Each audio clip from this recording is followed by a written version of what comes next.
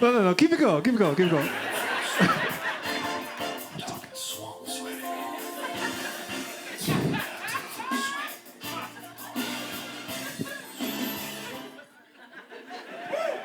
Hey, what's up, everybody? I'm so happy you all are here. Give it up for your host one more time. How did you do? Do you guys love him? You guys love him? He's very funny. Oh, surprised to be here. I'm so happy to be here with you. I missed you all so much. I have so much to tell you. Really quickly, make some noise if you're from Colorado. Make some noise if you're from Colorado. Okay, sweet, cool. Make some noise if you're not from Colorado. That's the reason I can't buy a house right there. That's it. It's the second group of people. No, I was born and raised in Denver. I was born and raised in Colorado. Whenever I tell someone that, they always ask me the same thing. And they go, oh, where were you when weed got legalized? That's what people have said to me. They go, where were you when weed got legalized? They say it like it was 9/11. They're like, where were you the morning when weed got legalized? And I was like, I was in middle school, selling weed. But it really messed up my business, It was a hard couple of years for me. I am very happy to be here. I took my dog to the dog park today because I get nervous before a show, so I wanted a way to relax. So I took my dog to the dog park, and this guy comes up and he goes, hey man, can I talk to you for a second? And I was like, sure. And he goes, I saw your dog and I really want to pet your dog. Can I pet your dog? And I was like, absolutely. Just so you know, he likes to lick people. He's a bit of a pervert, right? And so the guy reaches down and my dog licks his hand. The guy just goes, ooh. And I go, Wilfred, back up. And the guy goes, he's like 4 years old. I was like, yeah, how'd you know that? He goes, you can tell how old they are by the way their tongue feels on your skin. And I was like, hey dog, are you a fucking serial killer? Like, is this how I die? And then he just left the dog park. He didn't even have a dog with him. I've never felt more violated in my life. I was like, help, someone touch my dog. People don't care if a stranger touches your dog. You know that? It's like I was seeing a road guy at Chuck E. Cheese. You go, you shouldn't be in here. You should be accompanied. And I was leaving the dog park, and this woman comes up. She goes, hey, I heard the whole thing. That was creepy. And I was like, yeah. She goes, I heard your dog is 4 years old. I was like, yeah. She goes, what month was he born in? And I was like, what is happening? And I was like, August. I don't know. He was born in August. She goes, oh, he's a Leo. And I was like, I hate white people. I do. I'm so tired of y'all. I'm sick of it.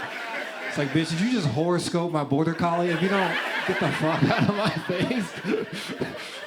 My dog doesn't wake up and go, I wonder how I feel today. Stupid ass. Very excited to be here with you all. My name is Eeland Stribling. That is my name. It's a beautiful name. It has like history. My grandfather was a biologist, right? And he went to South Africa. He studied about the eland, and he named me after like the majestic, beautiful eland, right? That's what I'm named after. But over the last couple of months, people have been mishearing my name. So whenever I introduce myself, I go, hey, my name is Eeland. They go, Eeland? And I go, no. No. I don't have the tism. Like, I'm not... Like, I'm a regular guy. I'm not, like, autistic. Like, I would never do, you know? Like, do you know what I'm saying? Like, I would never do, like, like, if you see me do this, I'm going here. Do you understand that? Like, if you see me go straight out, I'm going here, and I'm bringing it back here. I would never stay out here and do, this is it. This is all I'm doing. It may go down to the feet, or I may pass it to somebody, but I'm never gonna stay...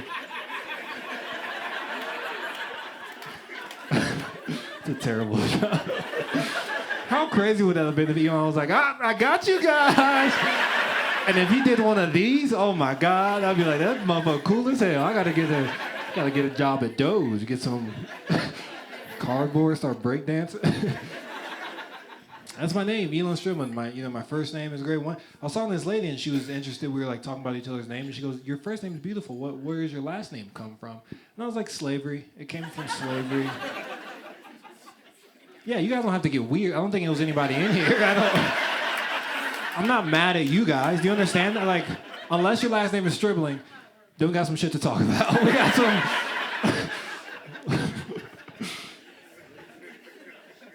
All right. I hate that we all are, on the news, watching the news, pretending to know stuff about the government. Like, I never wanted to know this much about the U.S. government ever, you know? I didn't. I realized, like, we only know how much the government is fucking up, like, because it's so bad. Like, we only know how to fix it because it's so bad, you know? Like, if you're driving your car and it never breaks down, you don't know how to fix it. You don't know how to rotate your tires or change oil. You just go, I don't know, it's still going, it's fine, right? But if your car starts making grinding noises and being racist, you go, we gotta fix this. Did my transmission just say that? That's crazy. You know, we're all pretending to be smart. I was pretending to be smart. I learned about the tariffs like we all did 3 months ago. And I was like, oh, tariffs. And I was trying to like feel smart. I called my cousin who lives in South Central LA. He does not watch the news. He does not care about politics. And I called him and I was like, hey man, did you hear about the tariffs? And he goes, nah, what's she look like? And I realized tariff is a bad bitch's name. In like 10 or 15 years, you're gonna be at a bar dancing. You'll be like, what's your name? She's gonna be like, Tariff. I'm like, okay. She got a little extra for you, you know? All right, some of you know what it is, some of you don't, and that's okay. That's okay. I recently got back from Patagonia. I went to Chile. And I don't like to say Chile because it makes me sound like an asshole, but I don't like to say Chile because it makes me sound stupid. And I just got back from Chile, and I learned some Chilean Spanish when I was there, right? One of the Chilean words I learned was weón. That's how they say like bro or dog or home, and they go like, hola weón, or qué tal weón. And after spending a couple weeks there, I was feeling very cultured, right? I was feeling very suave, which is French. And I was coming home and I saw the pilot and I was like, I'm gonna try out my new Spanish on the pilot, right? Like I had like white woman in a Mexican restaurant energy, you know? I was like, I know all the words. And so I saw the pilot and I go, hola, weón. And he goes, hello. And this old Chilean woman, she runs up to me, she goes, hey, are you Chilean? And I go, no. She goes, you can't say that. That's our word. And I was like, have I just been saying Chilean nigga this whole time?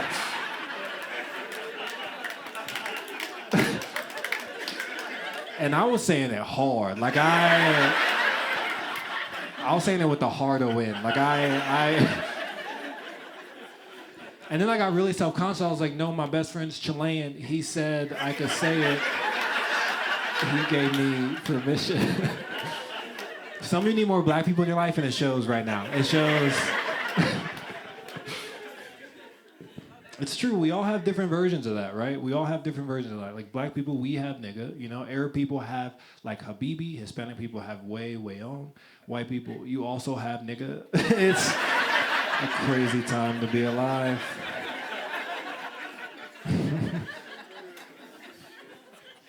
I probably shouldn't be allowed to, but I teach kids. I do. This country's fucked. I teach kids. I have a degree. I got a degree from CSU in wildlife biology and conservation, and then I started teaching kids about animals and wildlife and our environment. And I realized, one time this guy asked me, he goes, "Hey man, do you care about climate change more or racism more?" And I was like, "I'm just here to get my oil changed. I don't know why either of those matter, you know?" I was like, "Do I get a discount if I choose right? Like if I choose the right one?"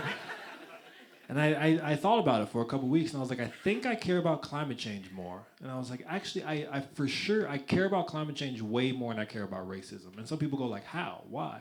And I go, because one of those things I'm used to, right? The other thing, it's going to affect a lot of people. I don't want that to happen. And you guys don't know which one, which is funny. But I do. I care about climate change so much more than racism. Like, I would much rather someone call me like a nigga, but we have like clean air to breathe. Then someone be like, Black Lives Matter, but don't drink the water. Like there's a... Does that make sense? Does that make sense? Like, I would much rather a hate crime in paradise. Like, you know what I'm saying? Like... I do. I care about climate change so much more than racism. Like, I actually go to Klan meetings and try to convince the Klan to care about climate change. I do. I go to Klan meetings and I go, hey guys, thanks for having me. Don't you want your great-great-grandkids to hate my great-great-grandkids for no reason? I'm like, the sun's hotter, it's gonna make more black people. That's not what y'all want, right? Like, let's find a solution to a problem.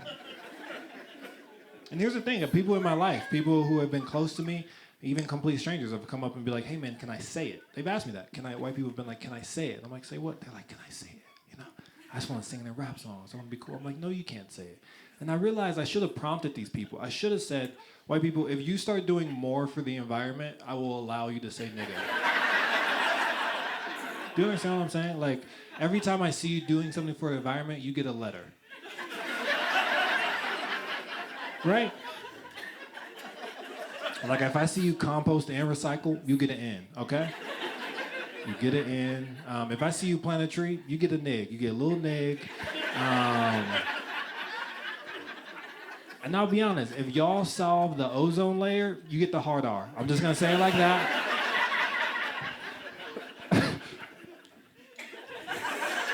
So you gotta choose, do you care about the planet or you wanna be a good person? Like, let's... That feels wildly irresponsible to say in a room of mostly white people, but... It's fun, we're doing okay. We're doing okay. We're in the final season of Earth, but that's okay, you know? Yeah, we're wrapping up the final season of America, of Earth. It's been fine. This is it, you know? I don't know if I lived a good life. I've tried, you know, I'm a piece of shit, I'll be honest with you. You probably got that a little bit. I'm a piece of shit. I'm a very toxic person. I like to watch couples fight in public. That's my... Have you ever seen a couple arguing in public, like just going back and forth? One time I was driving, I saw a couple fighting, and so I did the right thing. I pulled over and I watched them, and they're cussing at each other. They're like in each other's face. They're going back and forth, and I'm like, they're at it right now, right? The guy's yelling, "You fucking never talk to my mother," boop boop boop, and I was like, damn, show me doing that. The girl's like, I work every day for this, and boop boop, and I was like, damn, you do work every day, girl.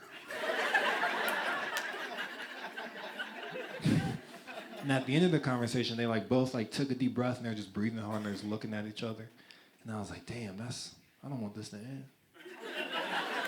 So I just rolled down the window and I go, hey bro, you were right. And I drove away. Cause fuck them, I don't care what they were talking about. I was just bored. This happened to me a couple weeks ago. I'm on this council where I shouldn't have said that. I'm on this thing where I teach people about like wildlife and animals and like Colorado residents and stuff. And I was talking to this guy. It was like the end of a meeting, right? It was like a 6-hour meeting, and we're leaving. And I'm like trying to get out of there. I want to get home. And this guy comes up and he goes, "Can I talk to you for a second?" I was like, "Sure, Dan, whatever." Like, you know, like you guys imagine. As soon as I said Dan, whatever you picture, that's what he looks like. Okay. So we're sitting there, and he goes, "I really like working with you. We get a lot of stuff done." And I was like, "Cool, yeah, we get a lot of stuff done, whatever." And as I'm walking out, he just goes, "I just wanted to tell you, I think you're one of the good ones." That's what he said to me. He goes, "I think you're one of the good ones." And I was like, "Thanks." And I left because I was like, I don't want to be bothered. It didn't even cross my mind. And as I'm leaving, I'm like, "One of the good ones? What does it mean?" And then he was referring. He's like, he thinks I'm one of the good black people. And I had this like whole thing. I was like going to my head, and I started to get mad. I was like, what he was doing is distilling what it means to be black. If I agree with what he thinks but I believe he believes in, then I'm a good one. If I don't, I'm a bad one, which is the stereotype, right? And so I'm fucking angry. I'm a bad one. Like I was like, bitch, you don't know me. Like I was like, I will shoot everybody in this bitch tonight. Like I was like, you know. I'm a bad one, you know? Because I'll be honest, if I'm a good one to a white person, I'm a bad black person. Like, I'm doing a bad job as a black man, right? So I get in the car, and I, like, call some of my friends, and I'm like, I'm cussing, and I'm like, why would he say that's crazy? You shouldn't, why would he say that? And I was like, what if I said that to a white person? You know, what if I went up to a white person and I was like, hey, you're one of the good ones. White people would probably be like, you know what? I am. One of the good ones. Thank you for saying that. No one has said that to me enough, you know? You're my nig. Don't say that. That's a bad part to laugh at. You guys are fun. I don't know how to say this next part. My dad died of cancer when I was young, so it was just me and my mom growing up. But I didn't have anyone to teach me how to like do a lot of stuff. That like a dad and a man is supposed to teach you how to do, and like no one taught me how to eat pussy, and I remember the first time I ate pussy, I thought it was like a speed thing. Like I thought you get in there and you like suction it and you just get to work, right? And so I'm in there, and I'm trying. I'm giving it all I got, right? And then I pop out, I pop out and I was so engulfed in the put, like I felt like it was still on my face. And I was like, I can feel it. And the girl was like, no, you're good. And I was like, help, I can feel. Like, have you ever walked through a spider web and you can feel the spider web? And you're like, I can feel it. I can't help. I can feel. My name's Eeland Stribling. Thank you guys so much. Have a fantastic night. I love you. Bye.